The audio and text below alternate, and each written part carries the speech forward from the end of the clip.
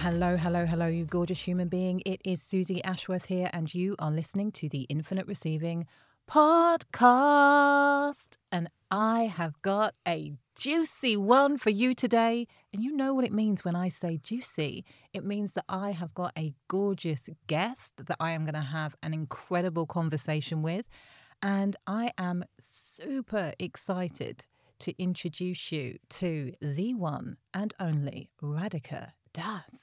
Welcome. I feel like I should be singing something in the intro.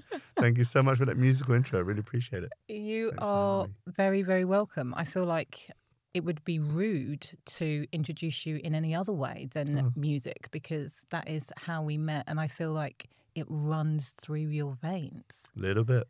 Yeah. I can remember as a kid, actually, on Christmas, I can't remember what year it was, but it was the year that Will Young won Pop Idol. Oh my God. Okay. And I was like, I learnt that song word for word, and I felt like this is going to be my life. I'm going to be a pop star one day. Really? Yeah. Imagine. Well, kind of. Like, I feel I've seen you on Instagram in front of thousands and thousands of people. I mean, have you done a stadium tour before? Not yet. Not yet. But it's in the vision. Who knows? Yeah, let's see. I mean, I'm kind of just walking the path. I feel like I'm just being held by the hand by something greater than myself and pulled towards a direction of God knows what. So who knows where it's going? It could be a completely different trajectory, but if it's written in my destiny, I'll definitely walk that path. Okay. That could be cool. Imagine a stadium filled with chanting souls. That could be quite cool. I think that it would be immense. And this takes me back to when I first met you and was in your presence, probably for actually no longer than an hour. I think it was probably an hour session at a festival. And that hour was, I think the only reason why I'm hesitating is because people use the word life-changing. Wow. Way too frequently. Right. But for me, there was an activation on the inside that I have not experienced before. It makes me feel emotional just thinking about it. And when I walked out of the tent, I think I was floating for about 2 hours. And I don't know what happened, but it was exquisite. So, and I've spoken about this on the podcast before, but what I did, I was introduced for the first time ever to kirtan. And it was, as I say, a life-changing experience for me. What happens in that space to make people like me say things like I've just said? Wow. Well, first and foremost, I really appreciate your kind words and your appreciation of my offering and the offering of kirtan. It's really something special. What happened? Well, I can't really say because it's an individual experience. Each person that comes to a congregational chanting session, a meditation like that, has a different experience. But I guess what the most common experiences that people have is to realize that they're more than the body, more than the mind, that there's something divine. They have this experience of realizing who is the true self, or even more lofty in one sense and esoteric is having this experience of feeling connected with something divine, connected with the supreme, connected with, dare I say the G word? Can I say the G word on this? You can say the G God. word. So, connection with God, connection with divinity. And if nothing else, a lot of people come to kirtan and feel that was good vibes. Yeah. I got to have a dance, I got to have a chant, and at the end of it, I walked out with a smile on my face, and I still don't understand the science, but something happened in it that was positive. Yeah. And so that's kind of your general 3 areas of experiences would entail. What brought you to kirtan? Because I think that maybe your journey started, is it 15 years ago? Yeah, a little bit more now, yeah. Yeah. What was the thing that made you go on the search? I think it started with, there's a long story and the short one. I don't know which one you want. The long one. All right, well, as a child, my mum was very keen on imparting Indian Hindu culture upon me. And so every day on the way to school, she would play a mantra, play some devotional song, play something that would uplift my consciousness before I got into the classroom. And if I'm honest, at that time, it was nothing more than just, pleasing my mum. Yep. Doing some karaoke, some Indian Hindu karaoke in the car. And that was my experience at that age. And then it kind of developed as I got older and I started to have experiences where I felt that there was maybe something more than just this material body. Mm-hmm. In what way? Yeah, that's a good question. I was experiencing that maybe there's someone more than, not Santa Claus, Mm-hmm. but I had just this intuition that we're not alone in this journey of life, that within the heart, the core of my heart, I felt that there was a relationship with something greater. I couldn't yet put my finger on what it was, but that kind of eluded and that kind of developed into one day being invited to a kirtan by a wonderful friend of mine. And to be honest, when I sat in the room, I really thought this wasn't for me, because I saw, if I'm honest, I saw an ocean of women chanting and dancing, and I felt like this is not a place for spiritual life. It's maybe just a women's circle or something. I couldn't quite. And there was that wasn't even popular at the time.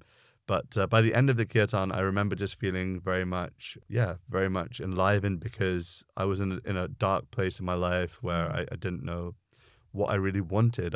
Did I want to live the same teenage lifestyle as everybody else? Mm-hmm. Did I want to go out and just make money for the rest of my life? What was my life's purpose? I couldn't quite put my finger on it. But it was a text message from my then girlfriend, now wife, saying it's over. Right, okay. For me to Wasn't go. expecting that. Yeah. It was a message from her that made me go, you know what, let me just give this a shot. Maybe there's something here. Okay. And so I think that, we experience sometimes the most powerful transformational moments in the lowest moments of our life. Yeah. Because otherwise, if everything's going hunky-dory, then we don't think about, could there be an alternative to the way I'm living? Okay. And so that was the kind of turning point there where I started going, maybe there's something here. And the experience further and further. And before you know it, I'm sharing it myself. So you were at that point lacking in purpose. Yeah, definitely. Is that why your then girlfriend was like, it's over? Or what was the story there? Oh, the reason behind her breaking up was because with me was because her family just didn't really think I was the right fit for her. Right, okay. I mean, in Indian culture, traditionally, the whole family's involved in choosing the right partner. Sure. And so, I guess for various reasons, I wasn't affluently background. I didn't come from a wealthy family. Yeah. I also, at that time already I'd given up drinking and given up, so I wasn't really the model husband to my girlfriend, according to her family. And really? So, yeah. What, you'd given up drinking and that wasn't viewed as a good thing? Yeah, I think that nowadays it's odd, right? People find it weird when, we're talking like maybe 12, 15 years ago. Yeah.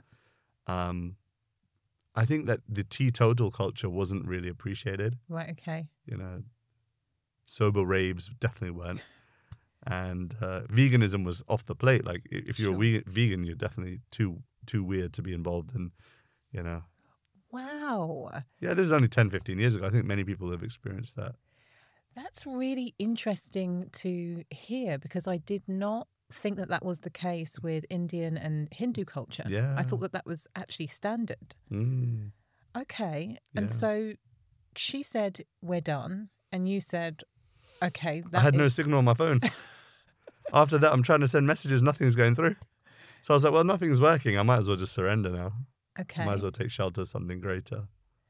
So what was the commitment then at that point to explore this sense of, I think that there is something greater? Yeah, I guess the impressions of my childhood, because even though I told you that, my mum was forcing me to do this karaoke singing in the car, but there were impressions there that whenever I felt a little uneasy, not safe, whenever I felt a little fearful, then I would turn back to those chants intuitively. Like it's always been part of my mind and consciousness that whenever I feel, even in a plane now, I just went to New York maybe a few weeks ago, and the plane was super turbulent, and I was just getting really, really afraid. And I'm not talking like the standard turbulence. I'm talking dropping a few hundred feet and then back up again, and it was constantly going for about half an hour. And so after about 1 minute of just going, okay, this is happening, Yeah. So acceptance. acceptance, Yeah. I had to kind of go, well, where do I want my mind to go? If this is it, if this is the end of a not so illustrious life, where do I want to leave my mind? Ooh. And so, yeah, I guess it's always been there. And so even in that moment with my girlfriend, my mind just turned to just, okay, this is going to be good for you. It's intuitively Really? just felt like this is going to be good for you. You'll be safe here. Okay. So then what happened in that interim period between you deciding that you were going to go all in and then actually getting back together with your girlfriend? How long did that take and what changed within you? Oh, there's a lot of back and forth and back and forth and back and forth. But it eventually ended with her going to Leicester University and me going to Brunel University for a couple of years. And at that period, I wasn't so much spiritually minded. And so, I was dropping in and out of education, trying to find who I was, trying to find my social circumstances, like who are my friends, who's really, what's my circle, who are my birds of a feather that I'm going to associate with. And yeah, I got kicked out of Brunel University. Okay. I applied to several universities. No one was taking me. What were you studying at the I was time? studying at the time accounting. Right, okay. Just This is totally why. averse to what I wanted to do. I really was not They interested did a good in job. Yeah. Yeah, they did. They actually did me a favor. And so then I applied to a ton of different places, and the only place I could end up was at Leicester University. Right, and people okay. are like, "Oh, you just chased it." I'm like, I still got the transcripts. I can still Yeah. show you the rejection, notices from UCAS saying that I wasn't accepted by any other university. So I ended up at Leicester University with my now girlfriend again, and we're in a club. And I remember just going, I just don't want to do this anymore. I was finished with that whole lifestyle. And so, yeah, I sat on the edge of the bed that night and I told her, I don't want to do this anymore. She said, what, you're breaking up with me? I said, no, not breaking up with you. I just don't want to do that life anymore. Okay. She said, what do you want to do? And something from within just rose to go, I think I want to share spirituality with people. And she goes, okay, well, what does that look like? Yeah. I said, I don't quite know, but let me sleep on it. And the morning after, I had this inspiration to go and print out a flyer. And the flyer had the words, what would you do if you had 24 hours to live?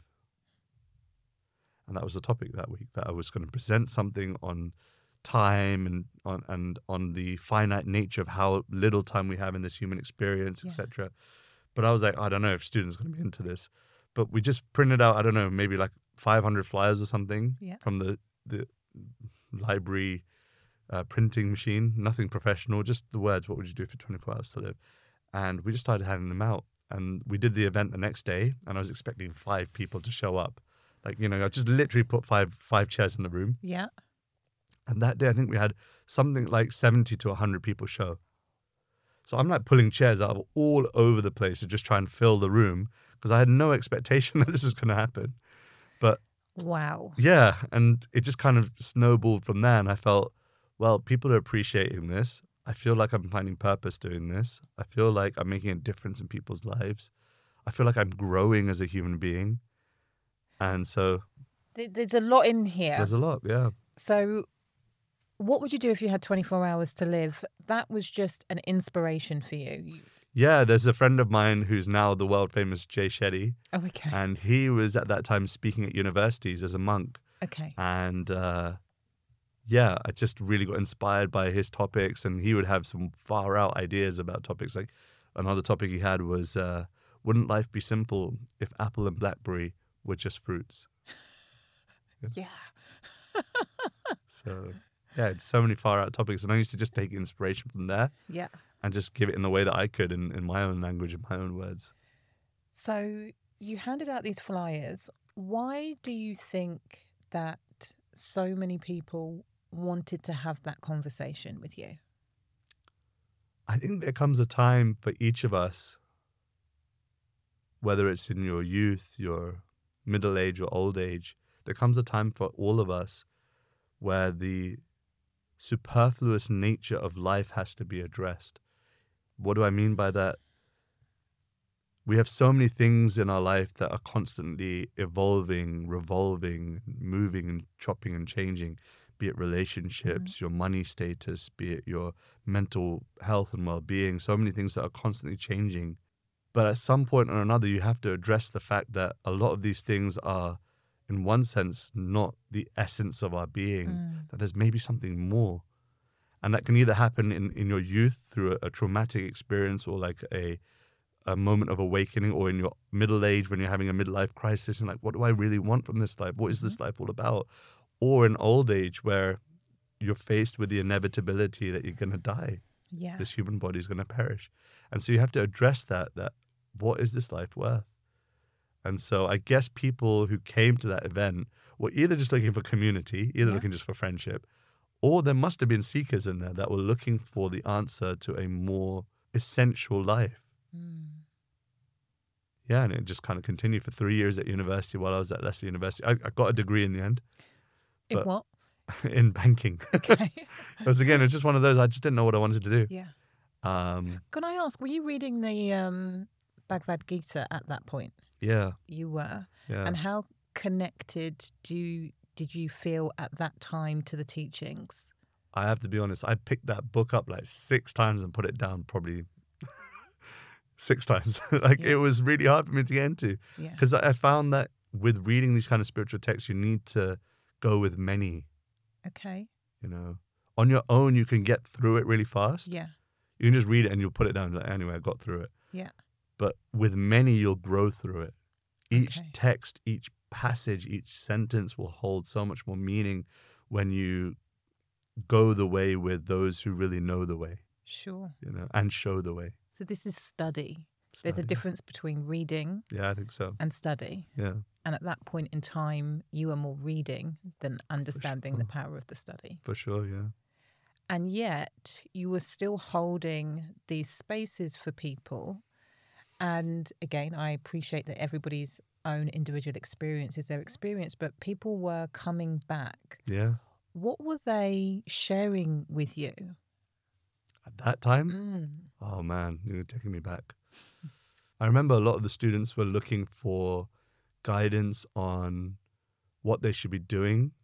Like, am I doing the right course for me? You know, am I doing the right thing in my life, pursuing the right end goal? And a lot of questions revolving relationships were there. People trying to figure out their body parts and trying to figure out what's going on mentally when it comes to romance and what, you know, what that looks like for them. And yeah, so purpose, relationships, people were looking for guidance on community, like who do I really want to be spending my time with as I get older? Because I think deep down people do feel that the drinking culture isn't for them, but they just don't know who they're going to do that with otherwise. Like, who am I going to hang out with if I don't go down the pub?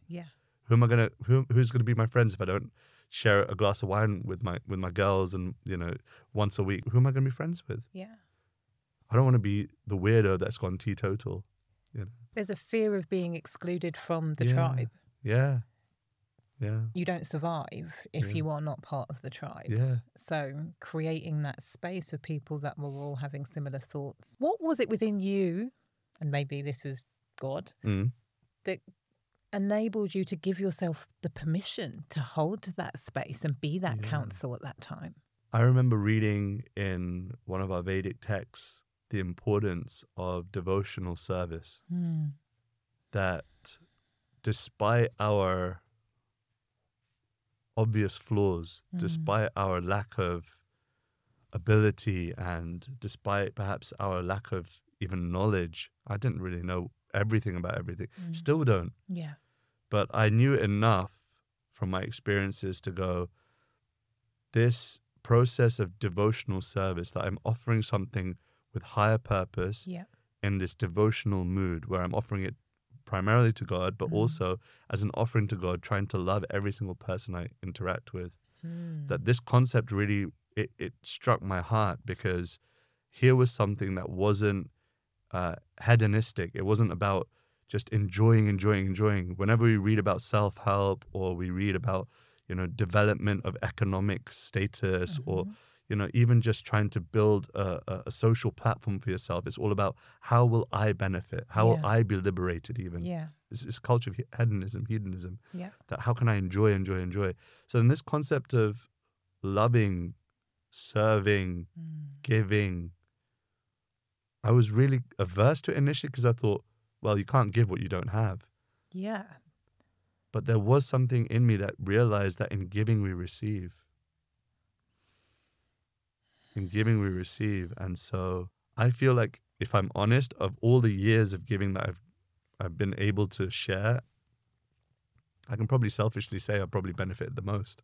But that wasn't the original intention. And that No, wasn't the energy behind it. no. Initially, yeah, I mean, let's be candid. Initially, it was probably trying to find my own tribe. Yeah. It was probably trying to, yeah, be seen as a good person in the eyes of my girlfriend. Yeah. It was probably, yeah, trying to find purpose in a world where I felt none. I felt no, I didn't feel any allegiance, finding my place, you know. So yeah, definitely, I mean, that was definitely there. So not completely Devotional. altruistic.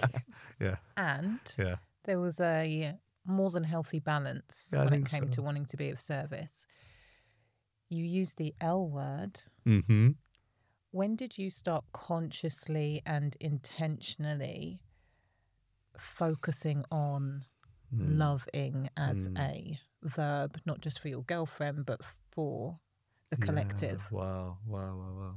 I think it was probably when I saw the example of the teachers that I hold very dearly in my heart. Mm-hmm. When I saw, for example, my personal spiritual teacher sharing, despite his exhaustion, people who have a nature to serve in the spiritual self, they don't really have Sundays. You know how we have Saturday and Sunday, we Yeah. just go, okay, the week's over. Now just, you know, Yeah. It's the I busiest time. yeah. So I traveled with him for about a month or a month and a half. And I remember just really testing and observing this person. Like, what does he do on a daily basis? Mm-hmm. Does he practice what he preaches? And when all those things aligned, I felt, well, you could probably fake it for a week. Yeah. You could probably fake it for 2 weeks when you Yeah. got like a student following you around. But following it for a month, and then I extended that 5 years, 10 years. And then I was like, He's consistent. he's consistent. Okay. So he's clearly being nourished by his giving and loving. So that example gave me faith. When you see it in someone else, Yeah. when you see someone else loving, it builds a lot of faith that you can also do it too. Can you share what were the daily practices that you noticed him like living through? Sure. It was rising early before the sunrise, an hour. It's understood in the Vedic scripture that, I know people say it nowadays, you know, healthy, wealthy, wise, if you rise early, you know, there's all this thing. But it's in the Vedic scriptures, 1.5 hours before sunrise is like the best time for spiritual practice. Okay. It's just a very sacred time. So in and around 4:30, 5:30 in the morning, he would get up and then he would go straight into chanting for 2 hours. So that chanting practice done usually traditionally on beads, this practice of japa, meditation. He'd do that and then he'd read and then he'd sing a little, you know, not to a crowd, but just to his altar, to his deities, to his sacred space. And then he'd go about his duties during the day, which was anything from giving classes, giving seminars, speaking in conferences, writing. He's an author. And so this was all really inspiring for me. I'm like, here's someone that is fueled by something more than just a need to be validated Sure. or a need to be loved. Something more is fueling from it within. Yeah.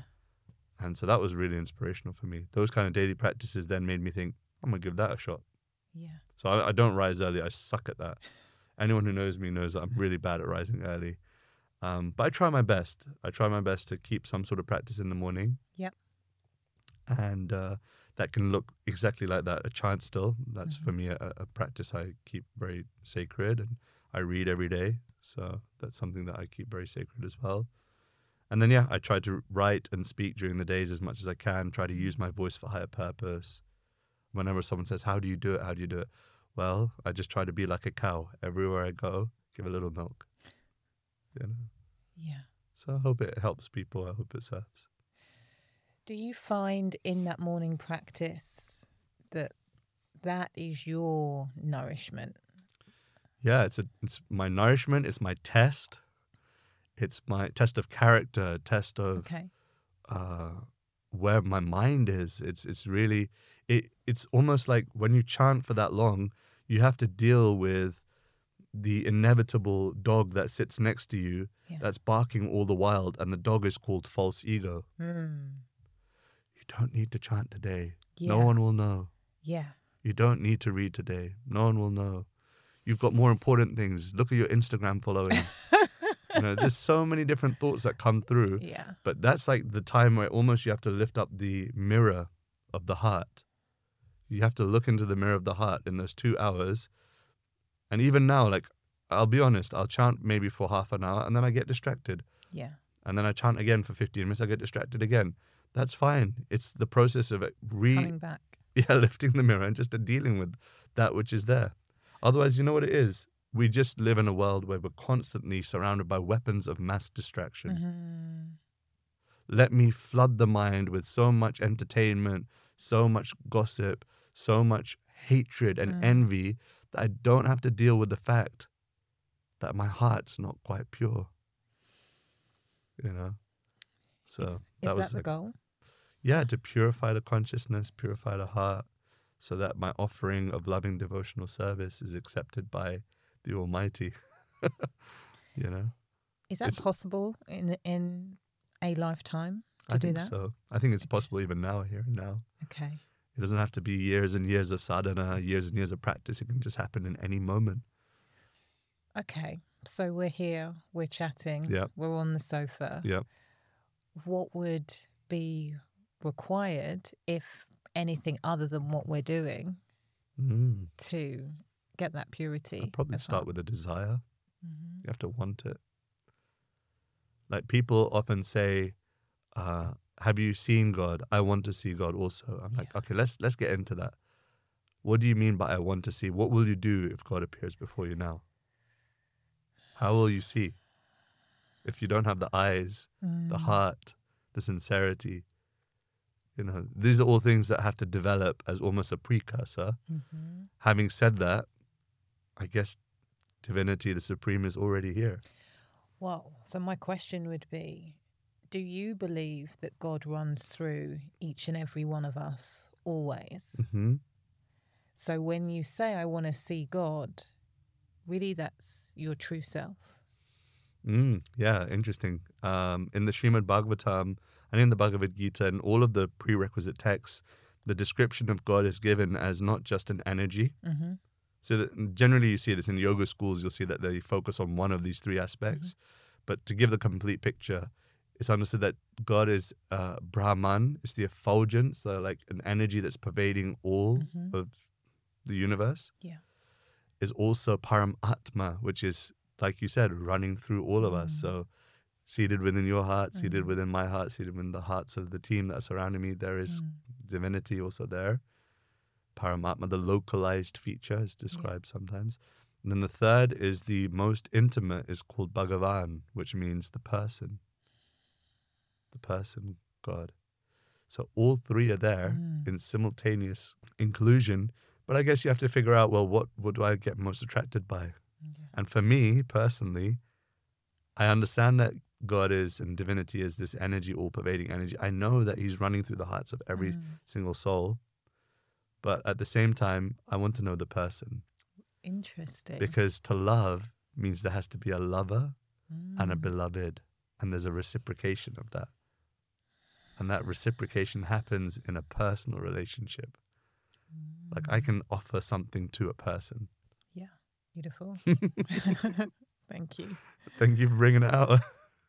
So this brings me back to then that relationship that you have with the collective and your community. And I kind of want to go back in time. Yeah. There is a lot of pain. There is a lot of fear. Some people say hurt people hurt people. Oh, yeah.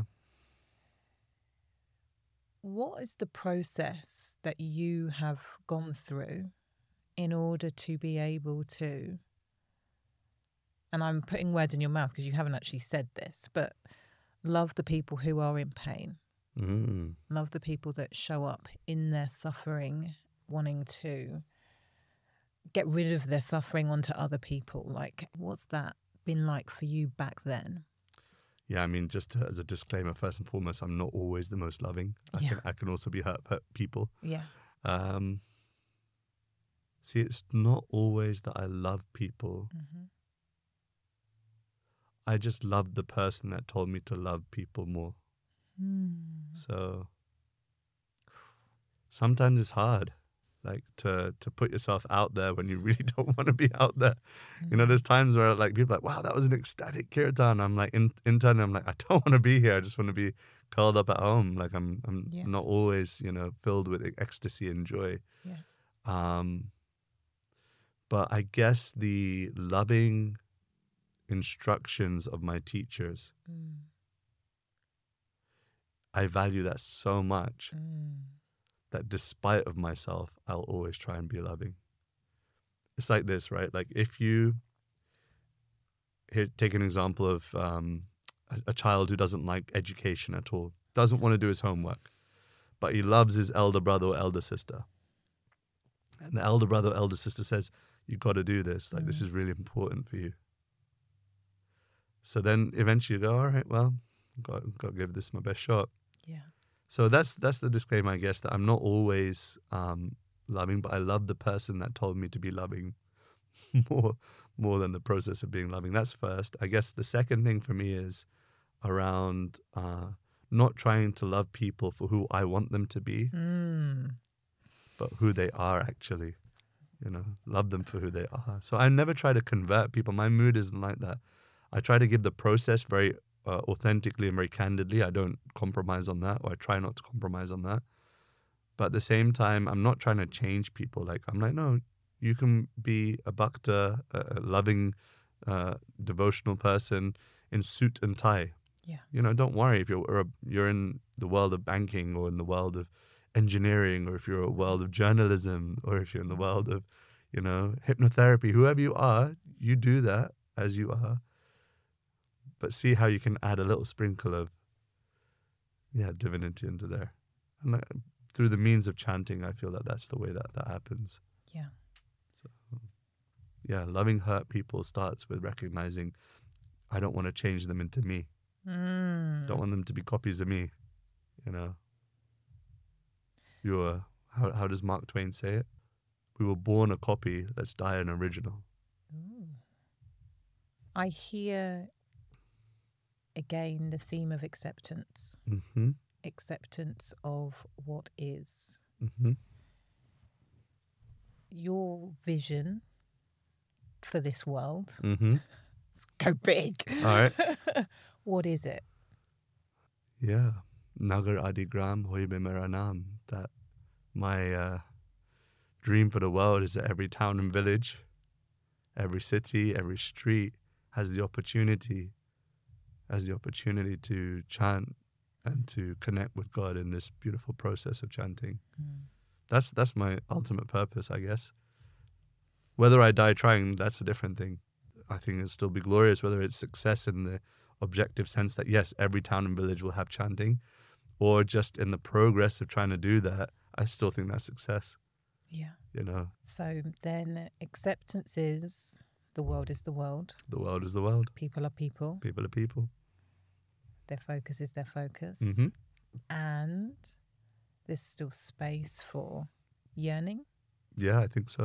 Mm-hmm. I don't think they're mutually exclusive. I think a person that's listening to this, if you're a person that's listening to this and say, for example, you know, you've got to this point, you must have some sort of inclination to what I'm saying, but maybe you have no inclination, but you're just still curious and you're going, well, I'm not really interested in spirituality. I'm not really interested in anything that Radhika is saying. I'm kind of averse to everything. Like, I'm a drinker, a heavy drinker. I don't really maintain nice relationships. I don't think that my purpose is peace or love. You know, you could be someone like that listening to this podcast. But I still think that there's a chance for one day opening up to the possibility that all those things will change, and that your life's desire may not remain the same. You know, like I said, I think there comes a time for every human being where you have to be honest about the superfluous nature, the extra nature of the way that we're living. Yeah. You know. So I think it's there for everyone. And you just got to be an opportunity and just say, here's my practice. Let me know if you're interested. All are welcome. Atheists alike, you know. It's quite interesting because I'm single at the moment, and so I'm on the dating apps and I'm meeting people. Mm-hmm. And the idea, like when I see somebody who's an atheist Mm-hmm. or identifies as agnostic, Mm-hmm. that's actually an immediate no for me. Cool. I can't get my head around the idea that anybody could live in this life without some form Yeah. of, Discovery or faith or connection. Yeah. yeah. I'd agree with you. And I think that's a safe place to be. Okay, thanks. I needed that. I think that's pretty, yeah. Yeah. See, like, I'm not foolhardy into thinking I'm going to change the world. Like, I want there to be the opportunity. Like I said, I want every street to have the opportunity. But at the same time, I think that we have to be acknowledging of the fact that, you know, we've got to serve ourselves as well a little bit, in the sense that, like, I have a sadhana every day, and if my wife was jumping into the room and playing some drum and bass while I was chanting, it wouldn't really be so conducive. And so you have to figure out, like, what's the way in which you can be settled and so that you can do your service the best way. Yeah. So I don't think there's anything wrong with having some boundaries. Okay. Thank you. I went to a festival recently, for example, where I'm not going to name the name, but there was a lot of removal of clothing going on during the kirtan. Right, okay. And freedom. And I could understand where they were coming from, but at the same time, I really couldn't understand where they were coming from. Sure. Like, I was accepting of something, but also deep within felt like I didn't belong there. Sure. And so for me, it was a boundary where I just went, well, it wasn't really good for my consciousness. I don't think I offered that much. Well, people did come to me afterwards and really appreciate what we offered. But I had to set a boundary in my internal self to go, well, maybe, you know, in my contract, it should say I'll stop performing if I'm not comfortable with, you know, the externals. I think it's important. But having said that much, it's also a instruction by my teacher to go out and share it in every place. He told me very early on in our relationship, he told me, wherever you go, chant. And he didn't mean it in the sense of, like, personally. He said, go and share. Wherever you go and share. And there was an Elvis Presley impersonator up in a balcony above. And I said, pray I don't become like that. Okay. That it stays true and authentic. Correct. And through you. And not just a performance, not just for money, not just for, but it's a sincere sharing, a practice. Yeah. And I remember he closed his eyes and just nodded his head slightly. And that was enough confirmation for me to go, all right, I got the blessing. Okay. So let's go. So yeah, I'll still, even if you take your clothes off, it's fine. I'll still chant. I'm a chanter. I always want to chant. So when did you start taking chanting out into the world? I guess it was at university time. Okay, so you were like having service and also chanting, or the service is through the chanting? Service through the chanting. Yeah. So, like, I guess people were seeing what we were doing in Leicester and trying to emulate that. And a lot of people were doing in their own styles. Different universities had their own societies that had a similar kind of vibe. And a lot of them came to me and, funnily enough, were asking how I present kirtan. Right, okay. And I was like, I'm figuring it out, man. Like, I haven't got a clue. But there was like an intuition of, I think I know that my teachings or like my sharing will go through the chanting. And so I did try, like, initially to film videos where I'd be speaking at the camera and presenting a message. But then I quickly looked at those and go, that's not really my style. I feel like the singing brings out the devotion for me. And so, yeah, fine, I'm not the best singer in the world, and that's cool. But I feel like that's where my devotion can come out. Yeah. And so I just saw that as the main platform. And more so it became clear as I guess, metamorphosis, the process of I started changing to now where I'm at, where I feel very clear that this is my service. Yeah. My service is to sing and chant and to offer small messages of inspiration and hope. So, yeah. Did you charge at the beginning? No, it's free.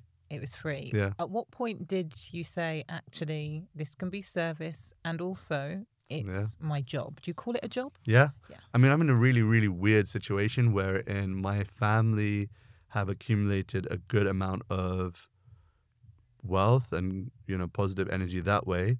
And so it means I never really have to work for, it's not that I have to earn to do this. So that's a unique situation. I can get people like, wow, okay, you're fortunate, but that's how I'm trying to use the fortune. Sure. I'm not trying to use it to enjoy myself and travel the world and womanize. And, I want to serve. It's become clear for me. And so that's one thing that I don't have to earn. But the transition into charging started when I realized the fact that if I took a diamond into the street, imagine taking, I don't know, what's a good carat diamond? 6. Okay. 6-carat diamond. It's a big one. Yeah. Take it into the street and you try and give it to someone for free. Yeah. They don't believe They'll be it. like, what's wrong with this? Yeah. Have you coated the diamond with some sort of poison? If I touch it, it's going to poison me. The people won't value it. So that was one thing. I noticed that there was a correlation between value and charging. Yeah. An exchange of energies there. And the second thing is that venues cost money. Yeah. Filming costs money. Recording costs money. Bands and musicians cost money. And so people, I just got an email like 2 days ago, like, how can you charge for kirtan? Like, I just still cannot understand how you do it.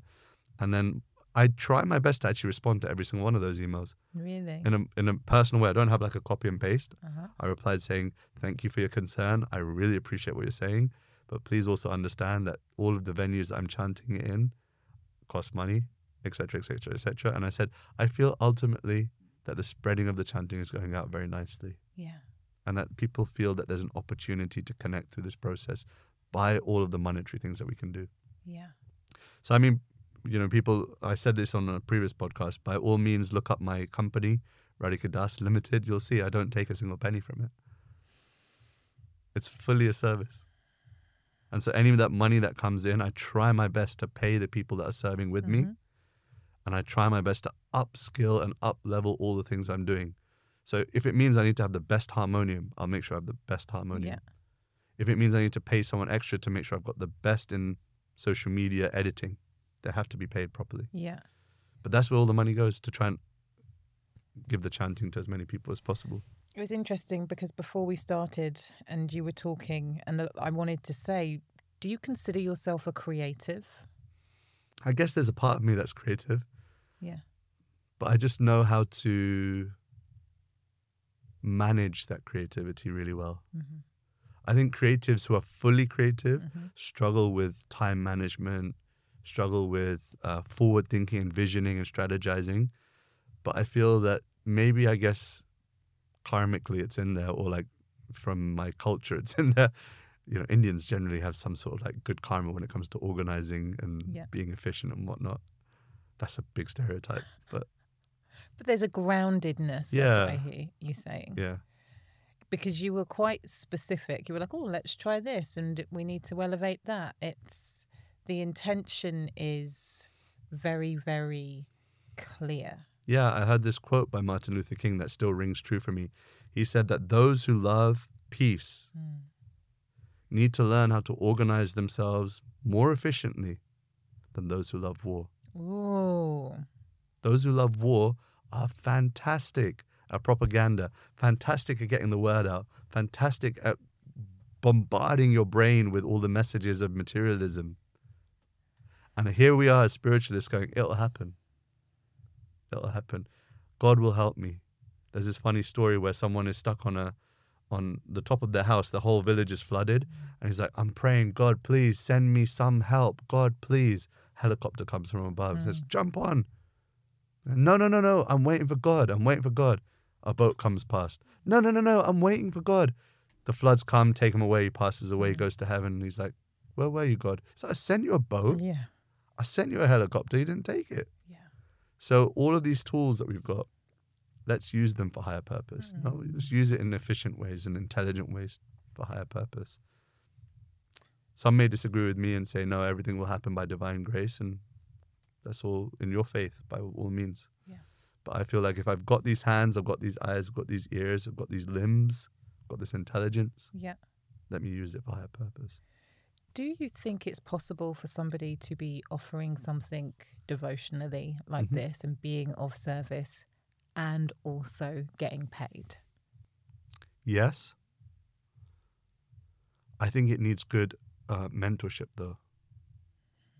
I think all too often we are quick to go, I can do it. I intuitively feel I can do it. I can deal with the energy exchange of receiving money in exchange for my service, but then also feeling that they can do it without telling anyone what's going on. And I think that like a lack of mentorship, a lack of guidance can very quickly turn into secrecy, deviousness. You know, the internal conversation has to be a part of the equation, so to say. That's where I stand on it. I don't think it's wrong to charge for stuff, for sustenance. Like if you need to earn a living for doing this, I don't think that's at all wrong. I think it's just healthy to have good mentorship. Not specifically on money and how you're distributing wealth. That's not what I mean. But just someone that's always going to be there as an elder brother, elder sister, elder person, just to kind of make sure that you're on the straight and narrow. Yeah. Keep it clean. Keep it clean, yeah. As best as possible. Because let's be honest, I'm sure we're all doing things behind closed doors that we wish other people didn't know about. Yeah. We're all having this experience. How do you monitor yourself when it comes to that? Is this like a daily reviewing process? You mean wealth and like not money? Not so much wealth, but just all of the things. Sure. You know? So I've got my spiritual teacher who I'm very fortunate. He's someone that basically I can call at any time. Like, even though he's well renowned, and I won't mention his name here because it's a very sacred private relationship for me. But yeah, he knows what I'm doing and he appreciates what I'm doing, and so therefore he's there. Another guru that I really, really appreciate is Radhika Swami. And he's someone I know that if I wrote to and was, you know, in need of mentorship, he'd give that. But I also have a really, really, really solid group of friends here. People that I trust, people that give me a lot of guidance. Yeah. I generally don't like to serve with people that don't really understand what I'm doing. Yeah. You know, so I don't pull people in unless I'm trying to be really encouraging of someone and just give them a bit of a step up. People ask, can I be part of your team, part of your crew? I'm like, first come to like 20 events. Yeah. Come to like 10 things at least that I've done. Yeah. Understand my process, understand who I am as a person, understand who I surround myself with. Then you can get into the inner circle. Yeah. So, yeah, I've got really good friends, really good mentorship. So I don't have this journaling thing like what you're saying where I sit down and I process stuff like that. I don't really do that so much. But I guess the chanting, like I said, brings up that mirror and I have to address it then. I think one of the things that I am personally, and also I see within my community, is shame that stops people from having. It's not even an open dialogue with everybody. Yeah. It's an internal. Yeah. So what is your relationship like with shame? Like, how have you, because in order to be able to utilize that network, you have to have a healthy relationship with that. Yeah, I mean, I just wear my heart on my sleeve. So if I am ashamed about something, I'll just tell someone very honestly. I just don't like things being left as potential issues. Like, I'm the kind of person in an argument, for example, that if you got into an argument with me, I would not leave the room until we've made sure that everything's out. My wife's the complete opposite. As soon as we get into an argument, she needs to jet out of that room and just so even when I'm ashamed, I like for people to know I'm ashamed by this. Yeah. It's just a practice which for me, it means that I can be really who I am without feeling at all scared. So, like, for example, one of the things that I did recently that I'm ashamed about, there was an altercation just yesterday about money and a retreat that I'm hosting. And so I heard through the grapevine that this person was feeling uneasy about it. I just called him. I just said, let's talk about it. Like, okay, if I made a mistake, I want to own up to that mistake. Yeah. But I want to understand it immediately. So I don't want to just hide in any sort of shame. I feel like the best policy when it comes to shame is at least vocalize it to one trusted person or to the person that you feel has been shamed by what you've done, you know? So takes courage if you're not used to doing that. My wife says that all the time. She says one of my best qualities is that I'm not scared and I'm not afraid of my flaws, basically. How does that dynamic work if you're the one who wants to stay and she's the one who's like, I need to go and process and deal with I my struggle stuff? with that, to be honest. I'm not so good with those people. So you ended up marrying one. Yeah. It's like, this is your test. We kind of found a middle ground, you know. I know that she needs a space, but then I'm like, look, we need to sit down as well. Yeah. So we both get our chance to do what we need to do to process. But most of the people that I'm like serving with Yeah. generally know my style like that. Like it has to be spoken in the moment. If you want to message me about it, message me right now. Call me about it right now. I don't want it to be ever hidden in the background. Because that's how I am. I try to hold everything out and say, okay, this is me. I'm not perfect. Look, I'm not perfect. But I'm making progress. Yeah. I'm going to try and help as many others to make progress as well too in their relationship with that, which is the ultimate truth. Yeah.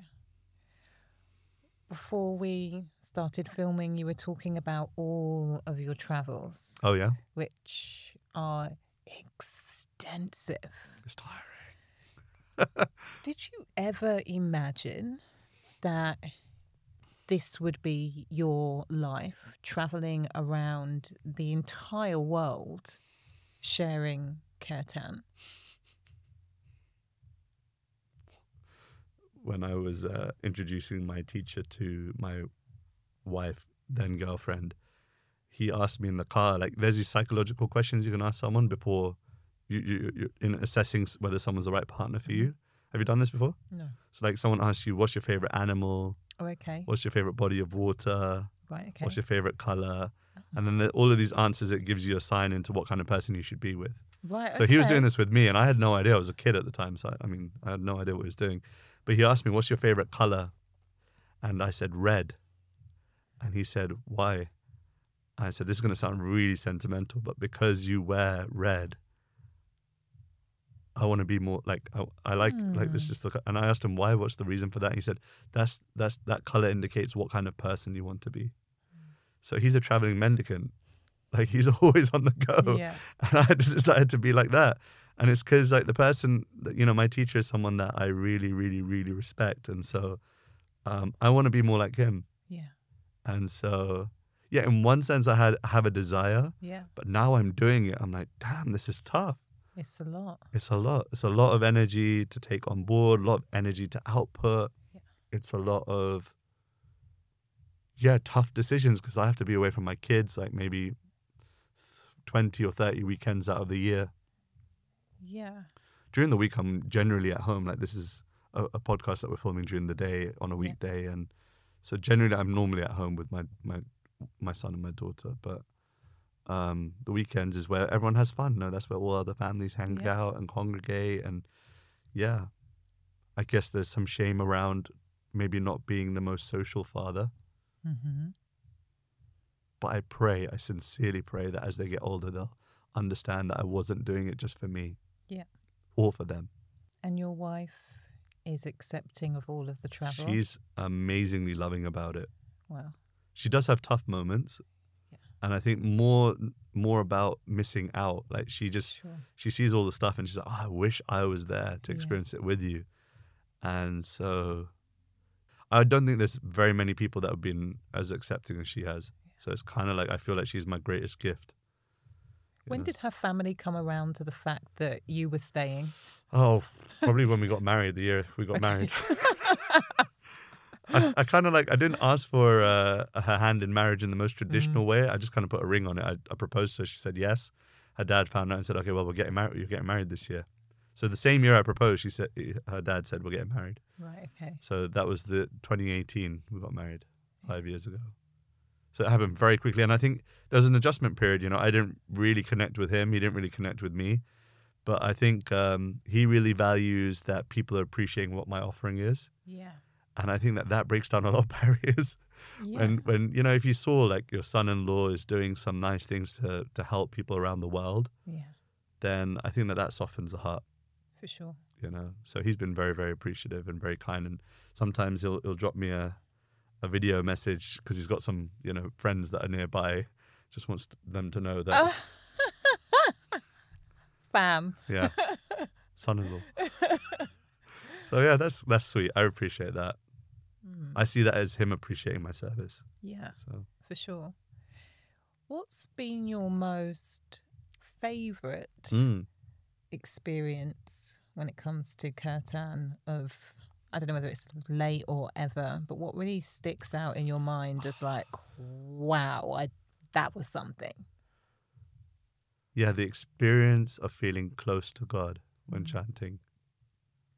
So that happens randomly. Like it doesn't happen in the most scenic times. You'd expect, oh, you're surrounded by the sea and you're chanting and you feel this presence and like that. It can happen in the most crazy times. Like we went to Bath this weekend, just gone. And during the kirtan, like I could tell the audience was not really 100% with me. Right. But I was just chanting in a way that I felt really like helpless and hopeless. And I think there's a sweetness in that too. And I just felt really close. And so I guess that, it's hard for me to pinpoint a favorite moment. But I guess my most favorite moments are the moments where I feel close to the subject matter of my chanting. Yeah. It's interesting because I imagined that you might recount a scenario where there's many, many, many people. Oh, sure. Not always the case. Yeah. Yeah, Union Chapel, that gig that we did in May, which had like 1,000 people there. I remember finishing the kirtan and going backstage and just saying, I'm ready to go home. Really? I'd done my service. Like I didn't really have a desire to, receive lots of love post the concert. But there was only maybe like one or two mantras in the whole. And by mantras, I mean like moments where I just sing for like a minute. Yeah. I felt deeply connected. The other times I was just doing it in a service way. Like I was like, Okay. if you're hearing, I'm here. I'm knocking on your door. Okay. I'm trying to facilitate space for people to knock on your door as well. It's really interesting because what I hear is it's a very dual experience. And the primary experience actually is between you and God. Yeah. And then the service is the service. Yeah. And I think probably that's the difference between being of service and delivering a performance, where the energy of a performance is often dictated by the energy of the crowd. Yeah, there's another third element, which is that in trying to reach like that, what do we call this? The vertical relationship with God, in trying to do that. And then the second relationship is being of service, so the horizontal, trying to serve people here. But there's also an intersection point, which is to pray for others and to go, my Lord, I know that you're most pleased when we bring other people gently by the hand to your door. So here and now I'm chanting and praying that all of these people that are hearing this sound vibration, they will knock on your door one day, if not today. And in that prayer, one feels immediately that connection again. So even though not directly, please help me, please help them, let them go first. And in that desire for others to be connecting, one then immediately gets into that connection point as well. You feel the presence of something greater. What does that feel like for you? I feel no fear. There's moments in those connections where I'm like, I'm okay to leave this body now. Really? Yeah, no problem. This is a good moment. So I don't feel scared. Like in that turbulence I mentioned earlier in the New York flight on the way back to London, it was like really intense. And then I chanted and I was sitting next to one of my best friends who had come with me as well. His name's Nrsimha Nam, or we just call him Nam for short. So Nam was sitting next to me and he doesn't get at all effect. He's still eating his like, vegan meal that had been provided by the airline. I'm like looking at him like, he's not phased at all. And then I'm like chanting. I'm even singing at one point. And then I look over to him and I just told him, I said, can you believe, Nam, even in the most, fearful situations for me as this, I didn't feel any fear towards the end. Like as I was chanting, I felt no fear. I felt safe and held. And I felt like the plane had just been, just like a toy, just been pushed up and down. But actually the whole time it was being held. Yeah. And so that's my experience. Do you experience a sense of peace most of the time? Like, I suppose it is that sense of safety. Yeah. Yes and no. I wouldn't say I'm always a peaceful person. I'm a very enthusiastic and energized person right now. I've got this kind of fire in the belly to go out and do something to serve right now. And so I think that sometimes I can be perceived as quite bull in a china shop. Okay. The opposite of peace. Yeah. But with this inner orientation that all in the mood of wanting to be loving. I think that being loving can sometimes be stereotyped as being very soft and very quote unquote peaceful. Yeah. But I still think that what I am is peaceful. Yeah. Am I experiencing peace all the time? Hell no. It's pretty busy. Peace is like I'm traveling all the time. I'm dealing with all different types of people. I'm having all sorts of conversations. Like this conversation is happening now. In an hour's time, I'll probably be in a conversation with someone that's going through something that I need to be a bit more stern about. Sure. So I'm definitely not steady, and the Sanskrit word is dhira. I'm not like that. I'm not peaceful like that. Yeah. But I think there's an underlying peace. There's this kind of like undercurrent of if I just close my eyes in any given moment and just think about, for me, who God is, if I just think about that person just for 1 minute, I'm again realigned with, okay, something's got my back, just keep going. Can you just talk a little bit about happiness?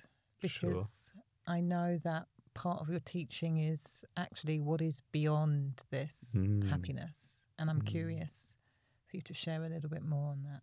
Yeah, it's described in the scripture that by nature we are anandamayo bhyasat, that by nature we are blissful beings. We're searching for happiness. That's the pursuit of life, to be happy, to find happiness. But what is that happiness?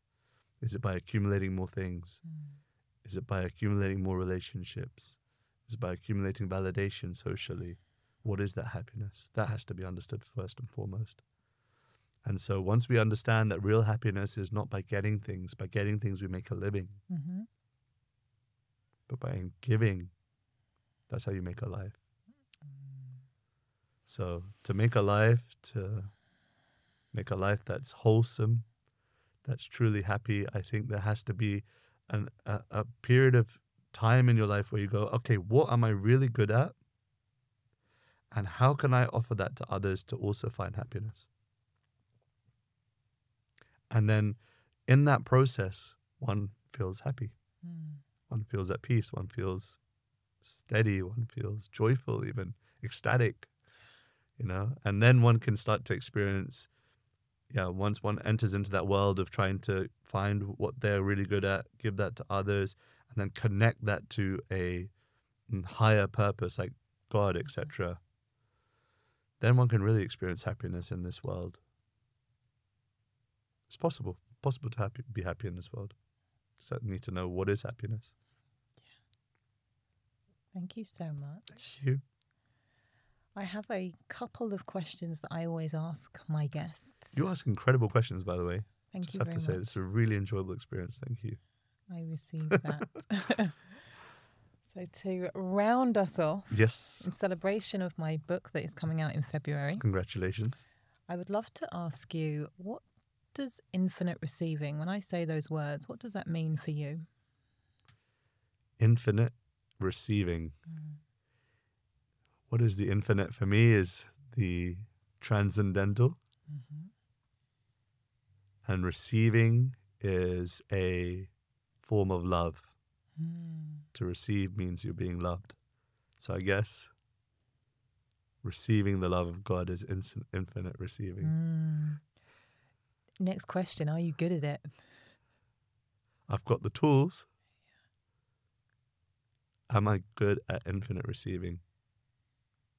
Sometimes. Sometimes yes, sometimes no. A work in progress. Work in progress. Yeah. Where or who in your life right now could you allow to love you just a little bit more? I'd probably say my children. Okay. I'm going on a holiday with them in 1 month, 2 months' time. And I'd like to block off that time just for allowing them to love me and me to love them a little bit more. So that'd be really sweet. I'm looking forward to that. Beautiful. What is your greatest attribute? My fierce determination. What are you consciously manifesting or creating right now? Consciously creating. I'd probably say consciously creating my own internal space for connection. So I'm aware that I need to make space for my own spiritual development. Not just offering popcorn, truckloads of popcorn to that which is above. And what do I mean by that? Not just chanting names upon names upon names with no love, but rather I'd like to one day offer a nice one plate, which has got the best items on it. So rather than just dumping popcorn, I'd like to offer a nice offering of all the best sweets. Okay. Final question. Where or who could you allow to support you a little bit more right now? More support. I'm getting so much support. I'm grateful for everything I'm receiving right now, but where can I receive more? Yeah, I mean, where I would say Vrindavan, the sacred place of the holy place of Vrindavan in India, it's a sacred place for me, and so I'd like to receive more there if I'm allowed. I'm going there in a month, so I'm praying. I'm like, please let it be a blissful receivership. Perfection. Thank you so Thank much you. for your time, for your energy, for your heart, and for your service. It is deeply, deeply appreciated. Thank you. Thanks, Susie. Really appreciate it. If you have loved this episode and this conversation as much as I have, please do me a favor, tag Radhika on Instagram, on social media, and share this episode with a friend. And in the meantime, please remember that faith plus action equals miracles.